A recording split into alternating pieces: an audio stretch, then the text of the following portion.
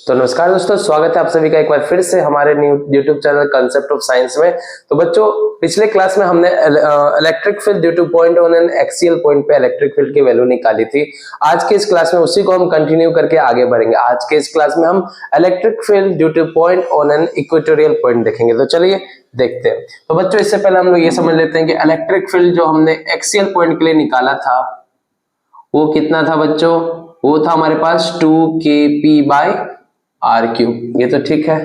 अब हम लोग इक्वेटोरियल पॉइंट को निकालेंगे और दोनों को हम लोग कंपैरिजन करके देखेंगे। तो बच्चों, हमारा टॉपिक है आज का, बना लीजिए, electric field due two point on an equatorial point. देखिए बच्चों, इक्वेटोरियल भी कहा जाता है। इक्वेटोरियल कहने का मतलब क्या है? इक्वेटोरियल अगर जो कहा जा रहा है इसका मतलब परपेंडिकुलर पॉइंट, या फिर आप इसको ऑर्थोगोनल भी कह सकते हैं। तो कंफ्यूजन मत करिएगा, कंफ्यूज होने वाली बात नहीं है। तो देखिए समझते हैं कैसे ये हमारा होना चाहिए। अब देखिए बच्चों, हमें पता है डायपोल हमारे क्या होता है, जिसमें दो इक्वल एंड अपोजिट चार्जेस हो, जिसके बीच में सेपरेशन 2a हो। ठीक है, फिगर थोड़ा बड़ा बनाते हैं ताकि आपको दिक्कत ना आए। तो हम लोग यहाँ पे एक चार्ज -q चार्ज ले रहे हैं, एक चार्ज हम लोग यहाँ पे +q चार्ज लेंगे। और हमने पहले ही देख रखा है कि डायपोल की डायरेक्शन हमेशा कहाँ होती है बच्चों, -2 पॉजिटिव की तरफ। तो ये लेंथ हमारा कितना आ गया, ये लेंथ हमारे पास आ गई 2a। अब इसका जो मिड पॉइंट हम लोग यहाँ पे एक मिड पॉइंट O मान लेते हैं। इससे परपेंडिकुलर डिस्टेंस पे हम लोग एक पॉइंट P लेने वाले हैं। इस पॉइंट P पे हमको इलेक्ट्रिक फील्ड की वैल्यू निकालनी है। तो कैसे निकाला जाए बच्चों, समझने वाली बात है।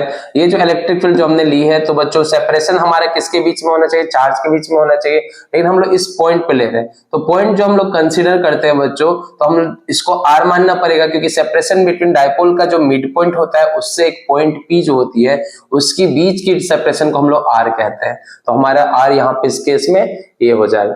अब देखिए यहाँ पे थोड़ा ध्यान से आप लोग समझिएगा, बहुत ही इंपॉर्टेंट केस है। अब देखिए, नेगेटिव चार्ज के कारण इस पॉइंट पे जो इलेक्ट्रिक फील्ड आएगी बच्चों, कैसी आनी चाहिए, नेगेटिव। मान लेते हैं यहाँ पे इलेक्ट्रिक फील्ड लग रही है। हमने ऑलरेडी देख रखा है कि नेगेटिवली चार्ज बॉडी में इलेक्ट्रिक फील्ड बॉडी के तरफ आती है, दैट मीन नेगेटिव की तरफ। तो इलेक्ट्रिक फील्ड जो हमारे इस पे आ रहा है, electric field due to negative charge नीचे की तरफ। अब पॉजिटिव चार्ज के कारण जो इलेक्ट्रिक फील्ड इस पे लगेगा बच्चों, वो पॉजिटिव चार्ज किसके कारण लगेगा, इसको आगे की तरफ, बॉडी से बाहर की तरफ। तो इलेक्ट्रिक फील्ड हमारा, electric field due to positive charge हमारा इस डायरेक्शन में लग रहा है। अब आपको ये पता है किसी भी वेक्टर, इलेक्ट्रिक फील्ड एक वेक्टर क्वांटिटी है, तो वेक्टर क्वांटिटी की कभी भी दो डायरेक्शन नहीं हो सकती है, उसकी एक डायरेक्शन होनी चाहिए। तो अब यहाँ पे हमारे पास इलेक्ट्रिक फील्ड जो आ रही है बच्चों, अब देखिए हम parallelogram law of vector addition से क्या जानते हैं, अगर जो दो वेक्टर पैरेललोग्राम की दो एडिशन साइड को दिखाती है तो रिजल्टेंट हमेशा बीच वाला हमारा होता है। साथ ही साथ हम ये जानते हैं कि दोनों चार्ज की मैग्नीट्यूड सेम है, बस डायरेक्शन अलग है। जब दो चार्ज की मैग्नीट्यूड सेम होती है तो रिजल्टेंट उसके ठीक बीचों बीच होती है। तो हमारे पास E नेट यहाँ पे आएगा। इसी E नेट को हम क्या कह सकते हैं बच्चों, E इक्वेटोरियल। तो E इक्वेटोरियल की डायरेक्शन यहाँ पे। अब यहाँ पे आपको ये समझ में आ रहा है कि इलेक्ट्रिक फील्ड हमारे इस डायरेक्शन में जा रही है और डायपोल हमारा इस डायरेक्शन में जा रहा है। दैट मींस ये दोनों एक दूसरे से एंटी पैरेलल जा रही है। तो फॉर्मूला में हमारा नेगेटिव आना चाहिए, ठीक है ना। तो उम्मीद है ये चीज आपको समझ में आ रहा है, फिगर आपको समझ में आया। अब देखिए, फिगर समझ में आया तो एक चीज और आपको यहाँ पे समझना पड़ेगा बच्चों कि देखिए, अब यहाँ पे एंगल अगर जो थीटा है, तो ये एंगल भी कितना हो जाएगा बच्चों, थीटा हो जाएगा। ठीक है, तो इसकी कंपोनेंट हम इसके अलोंग तोड़ेंगे, इसकी कंपोनेंट जब हम उसके अलोंग तोड़ेंगे तो हमको यहाँ पे एक चीज और समझना पड़ेगा कि ये हमारा पॉइंट P है, ठीक है, और ये हमारे पास वेक्टर है, ये हमारा E + Q चार्ज है, और ये हमारे पास E due to -Q charge है। इसका रिजल्टेंट हमें यहाँ पे मिला है। तो रिजल्टेंट हमारे पास क्या है बच्चों, E नेट है। तो E नेट के अलोंग इसकी रिजल्टेंट जब आएगी, कब आएगी, जब हम इसको इसके अलोंग ब्रेक करेंगे, इसको इसके अलोंग ब्रेक करेंगे। तो इसको जब इसके अलोंग ब्रेक करेंगे बच्चों, तो हम इसको क्या लिख सकते हैं, E cos थीटा। इसको इसके अलोंग ब्रेक करेंगे तो E cos थीटा लिखेंगे, इसको भी इसके अलोंग ब्रेक करेंगे तो फिर से लिखना पड़ेगा E cos थीटा। ये चीज समझ में आ रहा है ना बच्चों, E cos theta, E cos theta समझ में आया। That means total net electric field किसके बराबर आ गया बच्चों, 2E cos थीटा। समझिएगा। अब हम लोग निकालते हैं here electric field at point P, E net is equal to E equatorial is equal to, हम लिख सकते हैं बच्चों 2E cos थीटा। बताओ, ठीक है। तो हमारा net electric field 2E cos theta आ गया, लेकिन हम यहाँ पे देख रहे हैं कि इलेक्ट्रिक फील्ड और डायपोल का डायरेक्शन क्या है, अपोजिट है, तो इसके लिए हम यहाँ पे माइनस साइन लगा देंगे, ठीक है।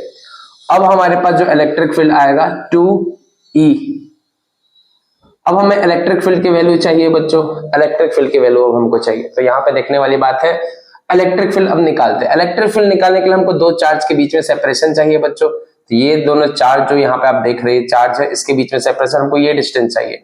जब ये वाला लेंथ आपके पास a है, ये वाला लेंथ r है, तो ये हो जाएगा root over are square plus A square. Same इसी प्रकार से यहाँ पे भी root over are square plus A square हो जाएगी। तो हम लिख सकते हैं के क्यू बाय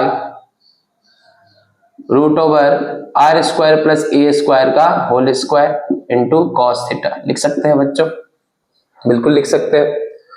अब इस वाले राइट एंगल ट्रायंगल में आइए, इसमें हम कॉस थीटा का वैल्यू क्या ले सकते हैं, हमें कॉस थीटा की भी तो वैल्यू चाहिए ना। इस राइट एंगल ट्रायंगल में कॉस थीटा क्या हो जाएगा, बेस बाय हाइपोटेनस। बेस हमारे पास क्या है बच्चों, बेस हमारे पास a है और हाइपोटेनस हमारे पास कितना है, root over are square plus A square. इसमें कोई डाउट है, कोई डाउट नहीं।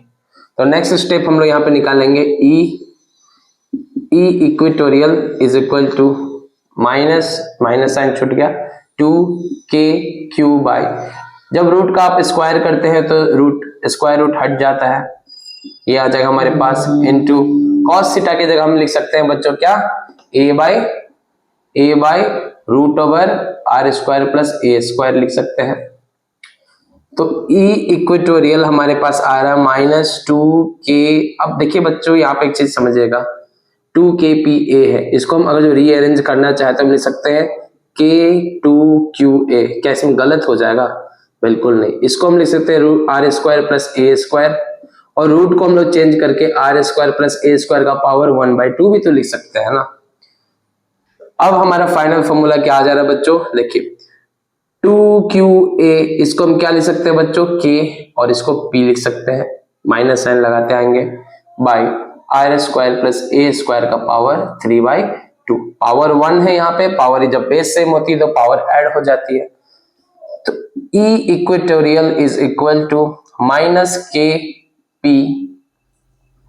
अब बच्चों देखिए यहाँ पे एक चीज और समझिएगा, हमने जैसे पिछले केस में किया था, पिछले केस में क्या किया था कि डायपोल की जो लेंथ होती है इस पॉइंट P से बहुत ज्यादा ये छोटी होती है, ये पॉइंट P बहुत ज्यादा बड़ा है, तो हम लोग फिर से यहाँ पे लिख सकते हैं A is less than R, this implies A tends to 0। जब A की वैल्यू 0 हो जाएगी तो हम लिख सकते हैं E equatorial is equal to minus k p by R की पावर 3। R का पावर 2, 3/2 रहेगा, 2 से 2 कैंसिल हो जाएगा, पावर बच जाएगी 3। तो E इक्वेटोरियल की वैल्यू हमारे पास बच्चों कितना आ गया, minus k p by are cube, ठीक है। अब यहाँ पे दूसरी बात क्या बच्चों, यहाँ पे आप देख रहे हैं नोट बना करके आपको लिखना चाहिए, नोट बना करके आपको ये लिखना चाहिए। पहला नोट आपका ये होगा कि इलेक्ट्रिक फील्ड इज अपोजिट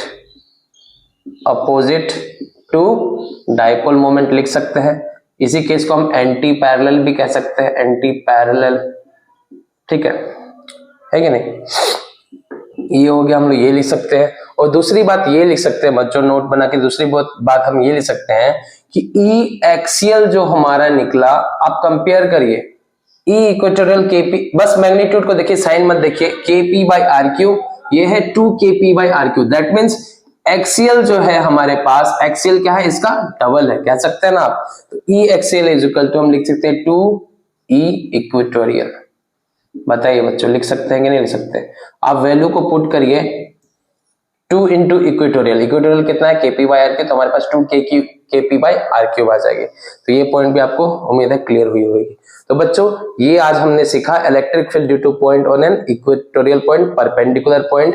तो इस प्रकार से हमारा इसका डिराइवेशन है, काफी ज्यादा इंपॉर्टेंट है, इसको आप कर लीजिएगा। उम्मीद है आपको ये समझ में आया है। तो चलिए मिलते हैं नेक्स्ट लेक्चर में। उम्मीद आपको ये पसंद आएगा। वीडियो पसंद वीडियो को लाइक करेगा, चैनल को आप लोग जरूर सब्सक्राइब करेगा। Till then bye bye and take care.